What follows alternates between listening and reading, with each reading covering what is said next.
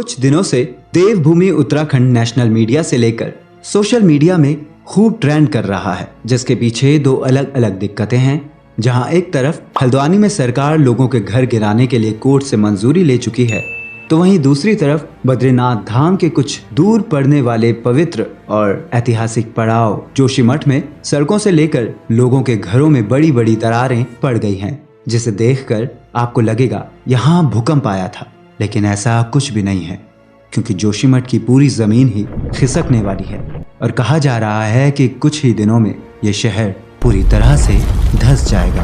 हल्द्वानी की तस्वीरें तो आप तक पहुंच ही गई होंगी, तो आइए आपको जोशीमठ से जुड़ी हर वो बात बताते हैं जो इस समय आपके दिमाग में उठ रही होंगी।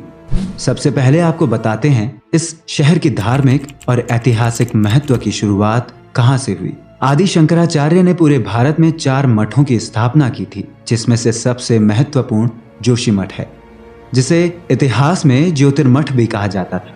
लेकिन महत्वपूर्ण बात यह है कि हिंदुओं के सबसे पवित्र धाम बद्रीनाथ के दर्शन के लिए भी आपको इस शहर से होकर जाना पड़ता है। आप में से जो लोग बद्रीनाथ जा चुके हैं, उन लोगों को ये बात अच्छे से पता होगी ये शहर इस धाम के लिए कितनी इम्पोर्टेंस रखता है। बद्रीनाथ के अलावा सिखों के 10 में से सबसे पवित्र गुरु गोविंद सिंह जी के नाम पर हेमकुंड साहिब के दर्शन के लिए भी इस शहर से होकर जाना पड़ता है। यानी कि आप खुद सोचिए, अगर ये शहर धंस जाता है तो 2 सबसे पवित्र तीर्थ स्थल को जाने वाले रास्ते क्या होंगे। आम दिनों में अगर आप यहाँ हों तो खूबसूरती और रोमांच का एहसास होता है, लेकिन इस समय यहाँ डर का माहौल है। जमीन दरक रही है, पूरे शहर में ढह जाने, तबाह हो जाने का खतरा मंडरा रहा है, क्योंकि पिछले कुछ दिनों से जोशीमठ में घरों में दरार पड़ने की खबरें आ रही थी। लेकिन ये पिछले कुछ दिनों की बात नहीं है। आज नेशनल लेवल में इसकी चर्चा तब होने लगी जब इस शहर की मेन रोड पर बड़ी दरार आ गई, जिसके बाद से लोगों को घरों के ढह जाने का खतरा लगने लगा।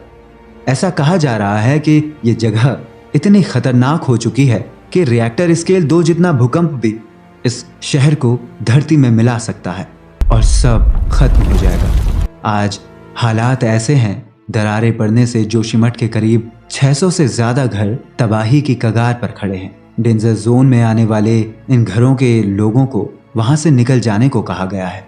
आज इन घरों में रहने वाले लोग सरकार से अपना आशियाना बचाने की गुहार लगा रहे हैं और इस त्रासदी के बाद राज्य सरकार से लेकर पीएमओ तक एक्टिव हो गए हैं और लोगों के आशियाने बचाने से लेकर उनकी सुरक्षा के लिए योजनाएं तैयार की जा रही हैं।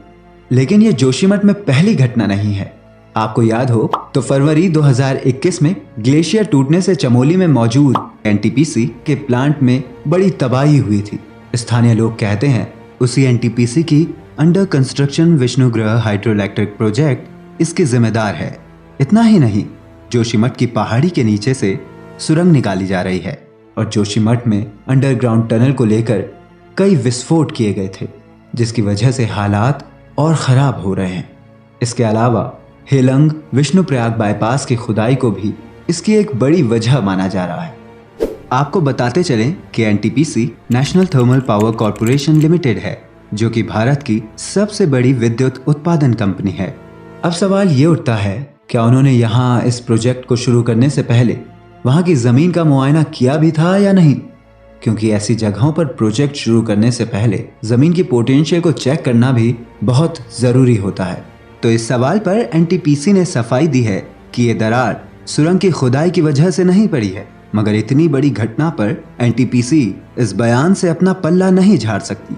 एक्सपर्ट्स के मुताबिक जो जोशीमठ बसा हुआ है वो उस अनकॉन्सिलेटेड मटेरियल पर बना हुआ है, यानी कि यहाँ किसी समय ग्लेशियर रहा होगा और उसी पर जोशीमठ की स्थापना हुई। साफ बात है कि इसकी जमीन इतनी मजबूत नहीं है कि ये ज्यादा वजन उठा सके, और ये भी एक वजह है जिस कारण जोशीमठ के ऊपर का मलबा धीरे धीरे नीचे दरक रहा है। अब देखें तो पहाड़ों में बसे शहरों और सड़कों की जमीन दरकने की सबसे बड़ी वजह है कंस्ट्रक्शन। ऐसा नहीं है कि ये बातें अब लोगों के सामने आ रही हैं, क्योंकि पहाड़ में कंस्ट्रक्शन बढ़ रहा है तो लोग अलग अलग तरह से कंस्ट्रक्शन करवा रहे हैं, जिस वजह से दिक्कतें और बढ़ती जा रही हैं। साल 1976 में मिश्रा कमेटी की एक रिपोर्ट सामने आई थी, तब उत्तराखंड उत्तर प्रदेश का हिस्सा हुआ करता था। उस रिपोर्ट में कहा गया था, जो मलबा ऊपर से नीचे आया है उसी में जोशीमठ बसा हुआ है। बड़ी जनसंख्या और बिल्डिंग्स की वजह से 70 के दशक में लोगों ने भूस्खलन और सड़क पर पड़ी दरारों की शिकायतें की थी। उसके बाद ये कमेटी बनी। कमेटी ने दरारों को ठीक करवाने और उस जगह पर पेड़ लगवाने की सलाह दी थी और निर्माण का कार्य न करने की चेतावनी भी। लेकिन उस बात को लोगों ने हवा में उड़ाया और 1976 के बाद किसी ने भी इस बात को गंभीरता से नहीं लिया, जिस वजह से आज ये खबरें इस तरह से हमारे सामने आ रही हैं। क्योंकि जोशीमठ एक खोखले भूगर्भ में बसा हुआ शहर है, इसकी वजह से इसकी मिट्टी व मलबा बहुत कमजोर है, जिस कारण घरों में दरार आने की खबरें सामने आ रही हैं। और सबसे बड़ी बात यह है कि भूवैज्ञानिक मानते हैं कि इन दरारों को भर पाना लगभग असंभव है। एक पूरा शहर तबाह हो जाने की दिशा में बढ़ चुका है। अब शासन और प्रशासन का ध्यान वहां रहने वाले लोगों को बचाने की तरफ होना चाहिए। मतलब साफ है कि मकान और दुकान तो छोड़िए, वहां रहने वाले हजारों लोगों की जिंदगी आज खतरे में है। अब प्रशासन हरकत पर है। विगत स्थिति को देखते हुए जोशीमठ में एनटीपीसी के प्रोजेक्ट पर भी काम रोक दिया गया है। इसके अलावा हेलंग बाईपास रोड के काम को भी रोक दिया गया है। साथ ही एशिया के सबसे लंबे रोपवे यानी कि ओली रोपवे के ऑपरेशन को भी रोक दिया गया है। लेकिन सबसे बड़ा दुर्भाग्य तो यही है कि सरकार तब जागती है जब जिंदगी खतरे पर आ चुकी होती है। एक समृद्ध विरासत, अध्यात्म, धर्म और पर्यटन का शहर जहां की जमीन अब विकराल रूप ले चुकी है।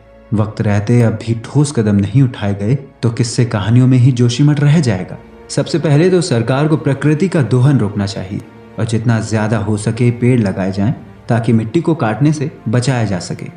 जबरदस्ती बिना जांच पड़ताल व प्लानिंग के कोई कंस्ट्रक्शन ना करें।